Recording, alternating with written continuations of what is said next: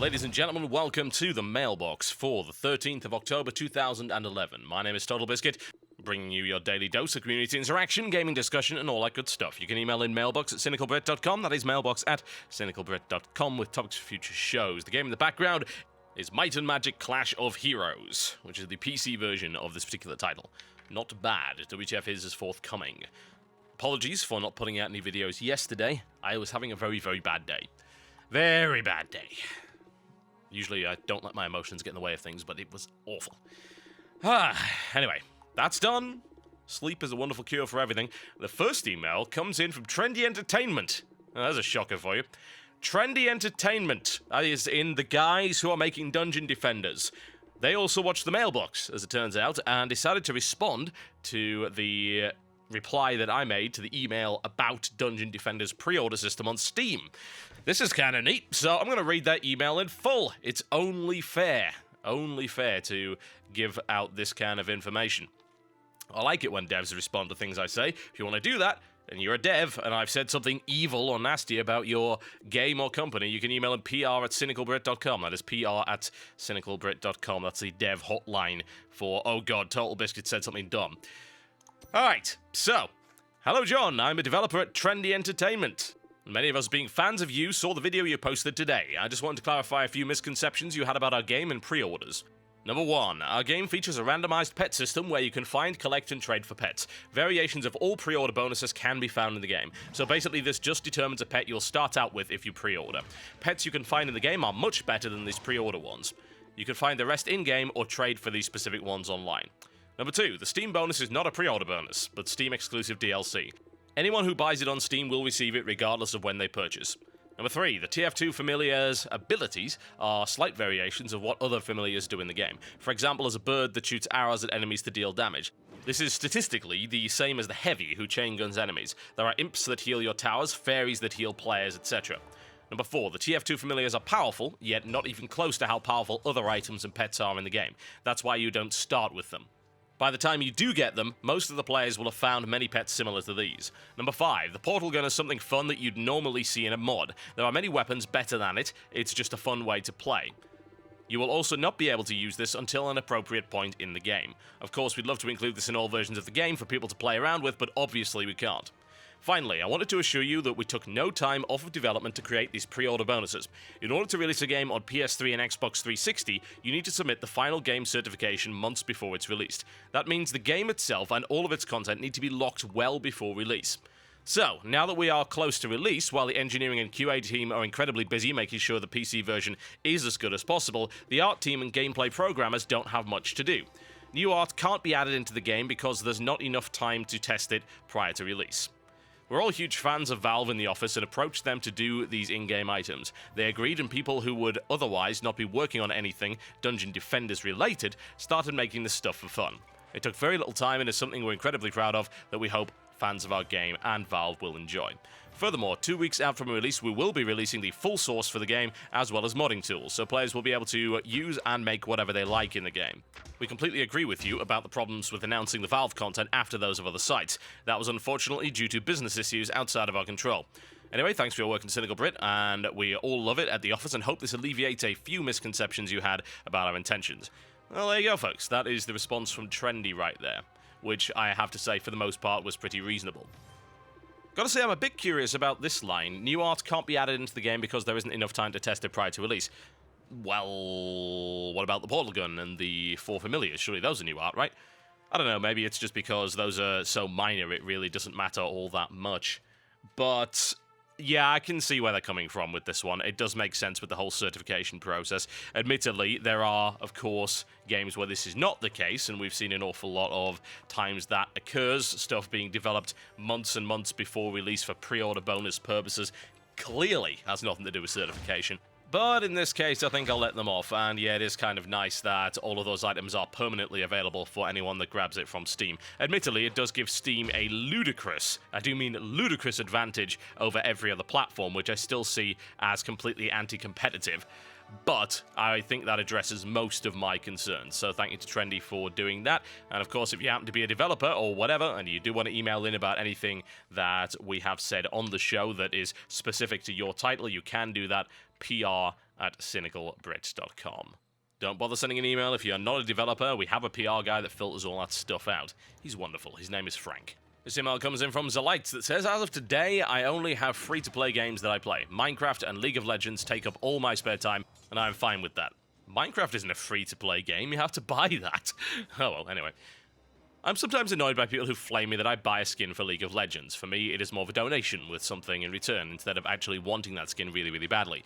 Just like that, I donate small amounts to the Minecraft server I play. The thing that annoys me the most about these people is that they never donate or pay for anything they enjoy. Instead, they pirate everything without the slightest feeling of remorse. Donating is very easy these days with PayPal, and I don't see why some people never do it. People who play their free-to-play games for years aren't true fans, they are leechers who only cost the game developers money. It gets even worse when these people actually think they have the right to judge the creators about whatever they're doing, whether it's right or wrong. In my opinion, free-to-play means free to try without any restraints, but with the option to pay for it if you're really into it. Do you agree with my previous statement, and how much do you think these people are hurting the developers in the free-to-play concept?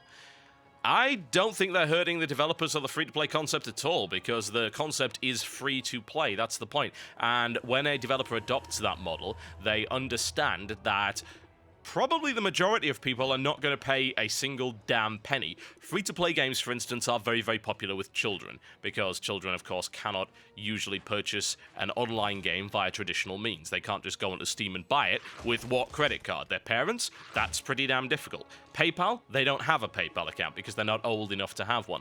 Simple as that. So you get a lot of teenagers playing free-to-play games, which is sometimes why the community can kind of suck.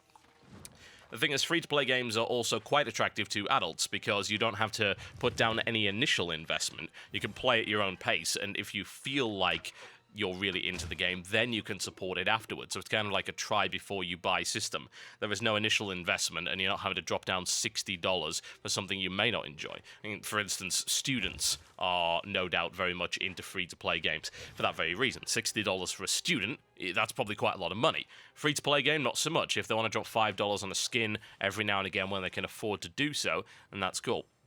But no, the free-to-play concept understands that some people will not pay for stuff like that.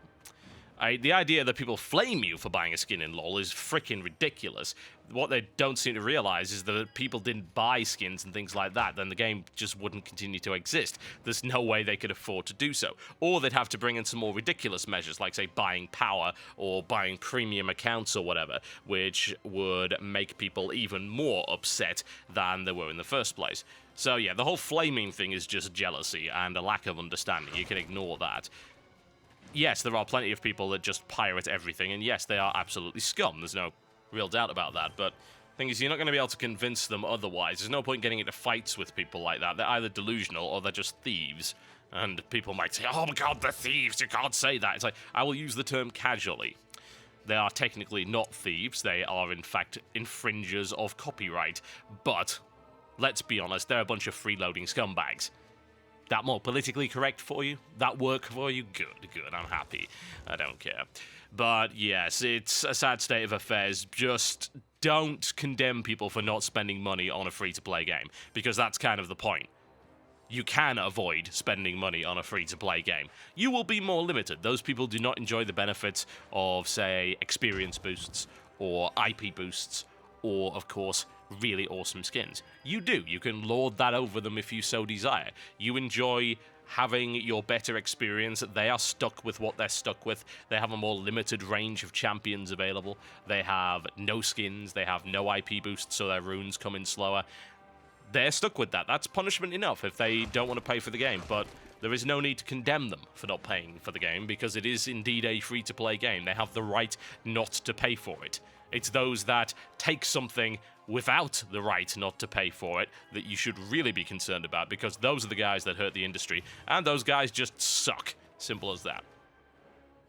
This one comes in from Sam that says, seeing as Rage has just got released and that Nuclear Dawn is a recently released game, what do you think about multi-genre games? Action and racing are a tried mix, but generally it's that you hop in a vehicle rather than spending a significant amount of the game in the vehicles. However, FPS and RTS is, to say the least, a relatively untested combination. Do you ever see more of these odd combinations, or do you think that we'll stick with FPS that has a little vehicle gameplay? Also, would you recommend Nuclear Dawn?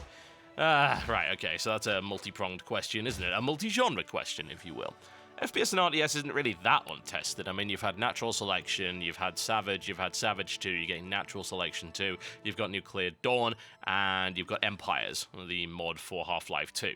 Those are the ones that come off the top of my head as being obvious mixes between FPS and RTS. Of course, you had, back in the day, a little bit of Command & Conquer Renegade, if you recall correctly. I think that genre mix makes sense because it appeals to the kind of gamer that is interested in a more cohesive team-based experience where team play is necessary in order to win. The problem, I think, with Nuclear Dawn, and I'll do a full video on Nuclear Dawn very, very soon with all of my concerns and things, is that it is very team play reliant, but not as team play reliant as I would like. It's more reliant on your commander. If your commander doesn't know what he's doing, you are stuck and dead. There is no real doubt about that. If your commander doesn't build forward spawns, if your commander doesn't put supply posts in the right places, if your commander doesn't keep the power network up, if a commander doesn't research the technologies that you need to win, then it doesn't matter how good at the game you are, you're going to lose. And it's not really so much team play as much as it is commander dependency. That said, if you have a reasonably competent commander, he doesn't even have to be amazing. If he knows what he's doing and does what he should without doing anything exceptional, then yeah, the team can easily win. It's just the case of the commander having to do certain things. If he screws up and doesn't do those things, then you've effectively lost. If you're stuck spawning at base all the time, for instance, while your opponent has various spawns all over the map, you just can't win. It's as simple as that. You cannot do it. But aside from that, the game does encourage a lot of team play. There's squad-based play, of course, an actively involved commander that is willing to get on mic, and as far as I'm concerned, that should be a goddamn requirement for being a commander, but then again, that's just me being elitist. Can do amazing things with teamwork. There's a lot of teamwork that ends up going on in that. You send squads over to various areas. There's quite a lot of communication in that game. It's got a quite small community, but they know that communication is required, so a lot of people are on voice comms within that game. Oh look, voice comms within the game. What an amazing innovation. Battlefield 3 doesn't have it. Derp. I think Nuclear Dawn does quite a lot of things right. It is pretty clunky. It's got some problems in that it's an indie game, so some of the gunplay is not quite where it needs to be. There's quite a few bugs, for instance, the scope blacks out at random. That's annoying as a sniper. We've also got issues with, say, animation. The pistol actually fires faster than its animation works, and the sounds tend to break. You could spawn inside buildings and get stuck. There are balance issues as well. For instance, as far as I'm concerned, EMP is way too overpowered in that game. Engineers get an EMP grenade that allows them to EMP an entire base, and if they've got the right perks, they can throw 3 of these damn things. It requires very little effort to do, it's incredibly easy, and it shuts down your spawns, your power, freaking everything. That's far too easy to do, that needs nerfing into the ground. Also, grenades are too silent. I mean, I'm okay with it not having a big flashing grenade warning, but I want to at least be able to hear the damn thing land at my feet. I randomly explode for no reason. You don't even see the sodding things, you just die. That and frag grenades have a really large area of effect. Yeah, the game has some problems. There's no real doubt about that. I still enjoy playing it, though, and I've always enjoyed these RTS FPS mixes. I was hugely into Savage at the start. When that first came out, I was into Savage 2 as well. Those of you who've played the game know that I actually narrate the tutorials in that game. That's how far in I was. I did the first ever sort of televised Savage 2 cast. Hell, I might go and play Savage 2 again. It's actually free to play now. It's probably not got a very big community, but I think maybe retrospective on that game might bring a few people into it. But yeah, it's good. I think that we'll see a lot more genre mixing going on. Sometimes it works, sometimes it doesn't. It only works really if it doesn't feel like it's been shoehorned in. For instance, the RPG elements of a Deus Ex game make sense.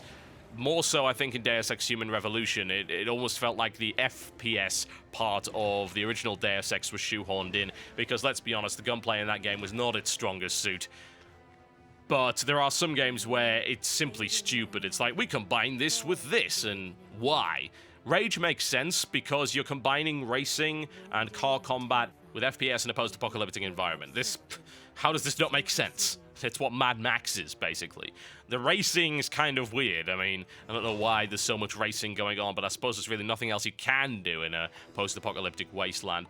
And you need a vehicle to travel around the place, so you might as well put those elements in there. So that works perfectly. And that's a very, very nice mix. Starhawk, for instance, is a PS3 game that's forthcoming in 2012, which is a mixture kind of RTS and third-person shooter. It's got some base-building elements. It's called Build and Battle.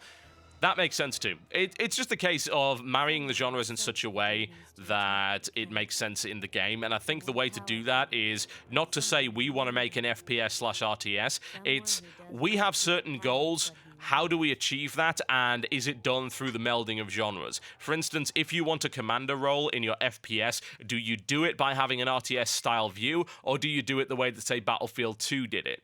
Which works best for your game? That's the natural, organic way to grow out a multi-genre title, not to start with the aim that I want to make a combination between a racing game, an RTS, and a puzzle, because that is going to end badly, one way or the other. But if you want to make it, feel free, and I will do a video of it. Okay, folks, that's me done for the day. Thank you very much for watching the Mailbox, and I will see you next time.